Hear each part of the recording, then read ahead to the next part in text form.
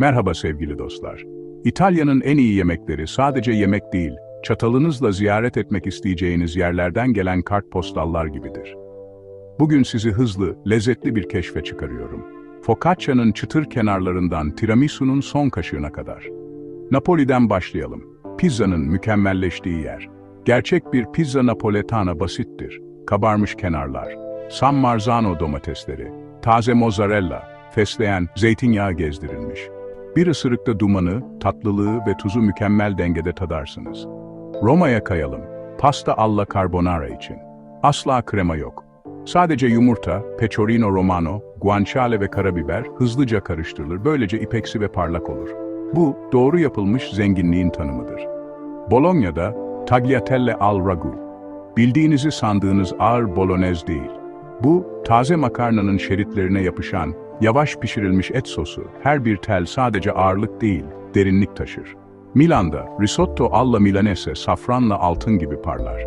Kremasız kremsi, her tane hafifçe sert, tuzlu, sıcak ve hafifçe çiçeksi. Yanına ossobuco'yu eşleştirin. Kendi sosunda eriyen haşlanmış dana incik ve zarafetle giydirilmiş bir rahatlık elde edersiniz. Genova pesto genovesi'yi getirir. Fesleğen, çam fıstığı, parmigiano, pecorino, sarımsak, zeytinyağı.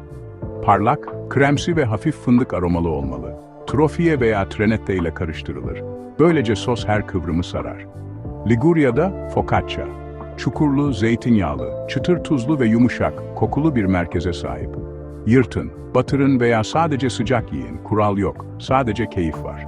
Venedik'e gidin, Risie Bisi için, risotto çorbayla buluşuyor, bezelyeler tatlılıkla patlıyor.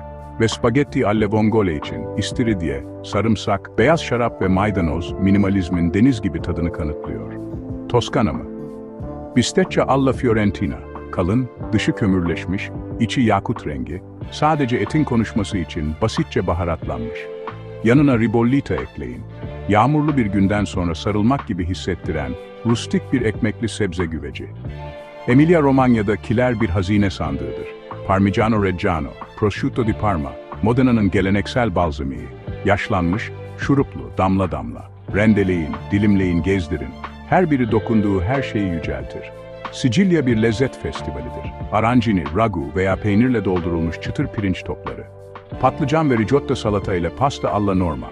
Ve cannoli, kırılgan çıtır kabuklar. Kremsi ricotta, belki Antep fıstığı. Granita ile bitirin, buzlu, parlak ve brioche ile mükemmel. Piedmont'tan trüf mantarlarını unutmayın. Yumurtaları, makarnayı, öptüğü her şeyi dönüştüren topraksı bir koku.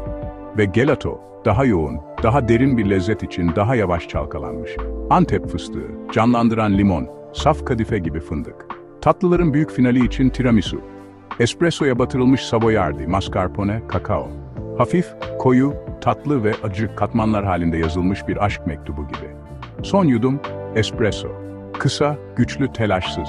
Çünkü İtalya'da bitiş bile önemlidir. Eğer bu size can çektirdiyse, bir liste yapın, bir gezi ayarlayın veya İtalya'yı evinize getirin. Her seferinde bir tarifle. Ve eğer benim kaçırdığım favori bir yemeğiniz varsa, yorumlara bırakın ki bir sonraki sefere onu kovalayabilirim. Bu lezzetli turda benimle takıldığınız için teşekkürler. Daha fazla lezzet dolu yolculuklar için abone olun. Siz ne düşünüyorsunuz? Görüşlerinizi yorumlarda bize yazın. Videoyu beğendiyseniz beğenip sevdiklerinizle paylaşmayı ve kanalımıza abone olmayı unutmayınız. Sevgiyle kalın.